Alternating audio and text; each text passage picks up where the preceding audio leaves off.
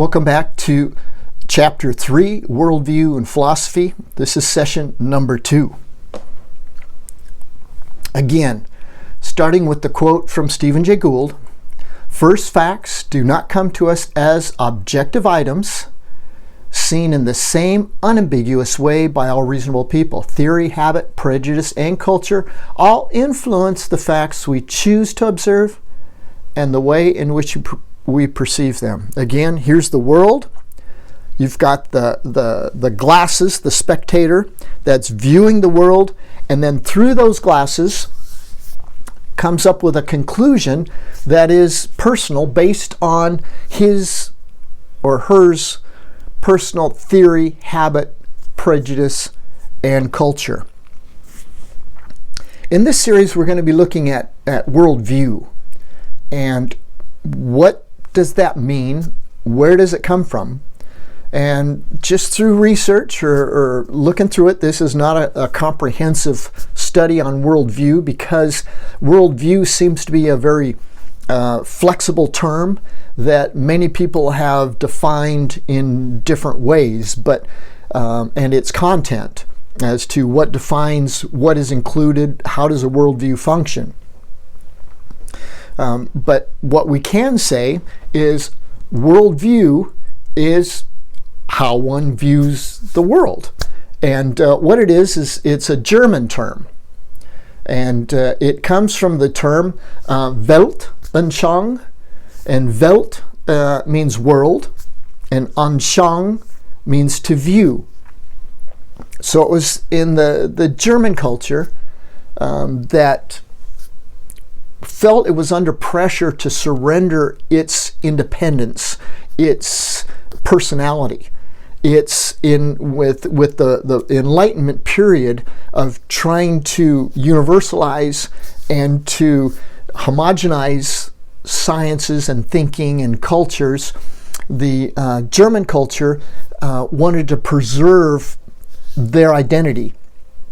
And so it was during this period that they worked on and came up with this term worldview. The thing is, the Germans did not start with worldview. They had a packet that they developed of 3 Welt terms. And those terms, only one of them survived, I guess, the trip from Germany to the American shores, North America, because all we hear about and all I've ever heard about is worldview. But actually, in the German concept, they started with number 1, which was Weltbild.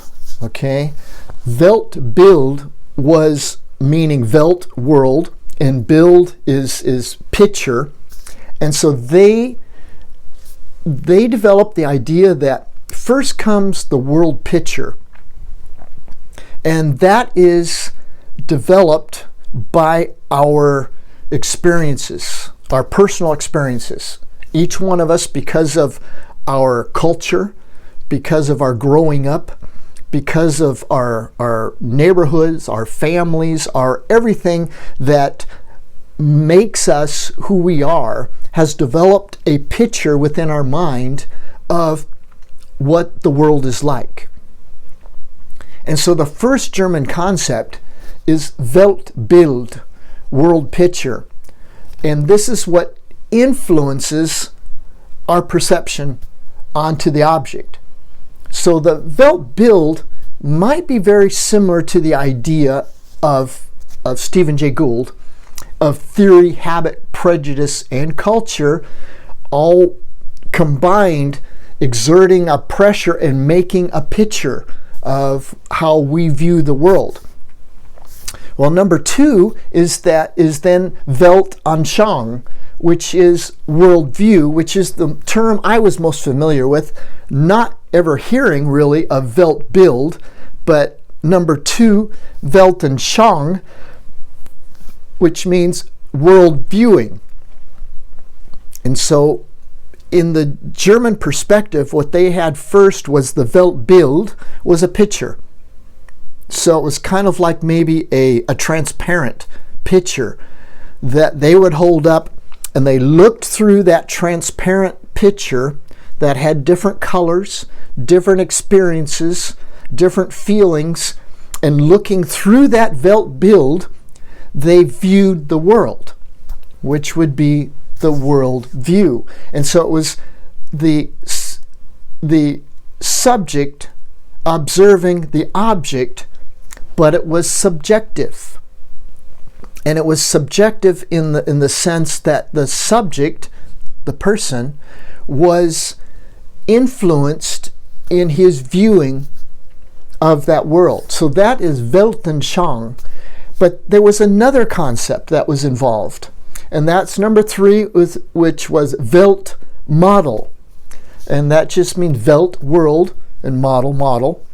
So it was after you have built your picture and you've put it into action of viewing the world through that picture, then you come up with a model of what the world is like, or what reality is like. And so that is where you generate different models of reality. And that's why we have different models of science. We're going to be going over 6 or 7 different models of origins, scientific models of origins, because it are different models that are modeled on one viewing of the world based on one's picture of the world, which can change, which is personal, which is particular, which, in other words, it's more personal. And so this is the 3 German concepts, 3 German Welt concepts, which is the Weltbild, the Weltanschauung, and the Weltmodel. And so that was the first time that I had come across or understood that worldview was not a standalone concept, that in the German original developing of the concept, in that it was the middle concept of 3 concepts. And so the first one, like I said, was Weltbild, and that was the picture. And the second one then is the Weltanschauung, which is the world viewing the world through that picture. And then the third one is the model produced. Now, why would we, as Westerners or Western, maybe focus on number 2, Weltanschauung, and not hang on to or recognize number 1 of the Weltbild? And I think that has something to do with why the Germans developed this concept, because the Western thinking was to look for universals, and looking for universals, and in our Western culture, you can't have particulars. You can't have a particular culture that is influencing, say, the field of science. So I'm not sure why I had never heard of Weltbild, and why that was not a part of one of the original concepts, and why worldview, Weltanschauung, was just kind of extracted from the middle of the 3 concepts. But for me, this makes more sense, though it might go against some Western thinking, in that no, our worldview is neutral, because Richard Dawkins talked of a Darwinian worldview. And so if he talked of a Darwinian worldview, he's saying, okay, we can use worldview. That is correct, and that is in science. But we don't talk about Weltbild, which is the world picture that each one of us has that we look through, almost like the spectacles. We look through to change how we see the world. And that's why the glasses, in that, okay, so worldview is the glasses viewing the world, but those glasses represent, according to Stephen Jay Gould, a scientist also, theory, habit, prejudice, and culture that all can influence that viewing. And so then the product is a personal product. So does that mean then, that we could get into just a postmodern thinking? Then there's no truth. Everybody's truth then is just situated in your culture and whatever you believe. And that's not true either. There is a truth, but man, in his left to himself, I believe is not capable of getting to direct, untainted truth. I think that if we assume the correct worldview, the correct parameters of how to view the world, we can get very close to the truth, but we still need the Spirit of truth to guide us and direct us. And that's what this series is gonna hit on too. Okay, so these are the three German concepts, Welt concepts, and they are the Weltbild, the Weltanschauung, and the Welt model. So now we're going to get on to, okay, let's move on and start developing the concepts. Let's talk about worldview, because that's the most popular and common concept that's heard about. We don't, like I said, we don't hear about really Weltbild. Let's build your world picture. Usually it's straight to the worldview without acknowledging that we have to build a picture to view through. So what is a worldview? Well, here I've taken a definition from an authority on worldview, James Sire, The Universe Next Door.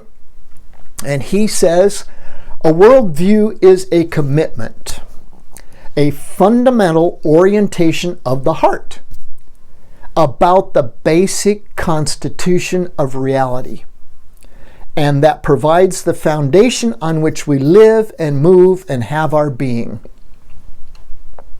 Okay, so a worldview, as defined by James Sire, is a commitment. That sounds like then it might be a belief system, but it's a commitment, a fundamental orientation of the heart. Fundamental means basic. It is the foundation of what our heart is orientated by.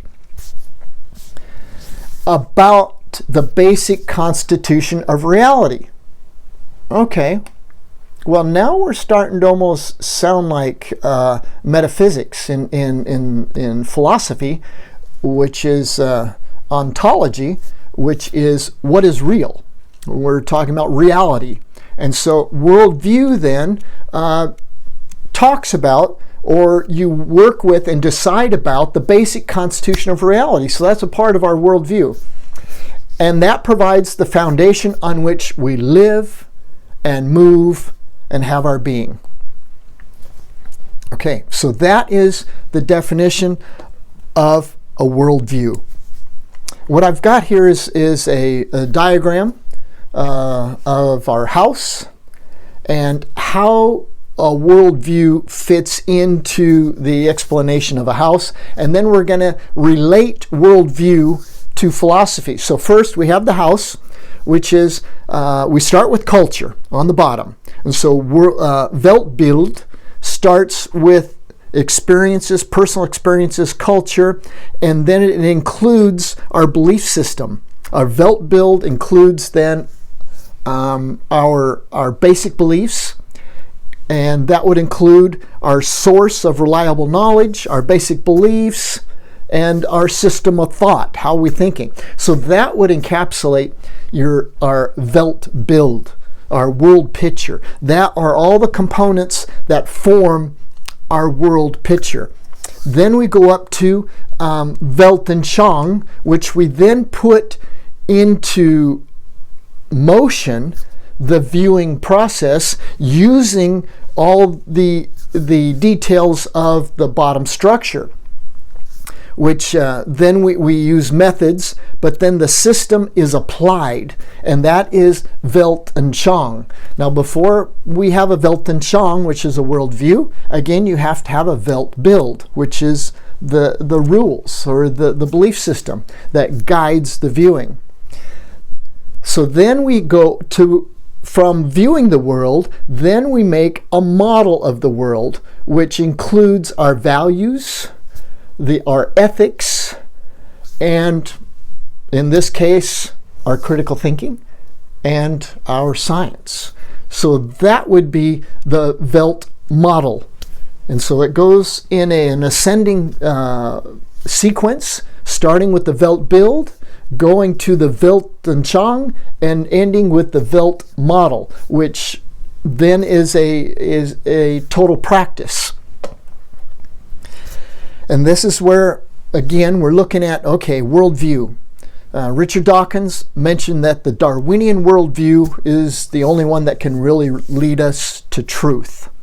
And so worldview then has a lot to do with Richard Dawkins' view of science, and that somehow the Darwinian worldview is the correct one, and it's the correct theory that can lead us to solve the mystery of our existence.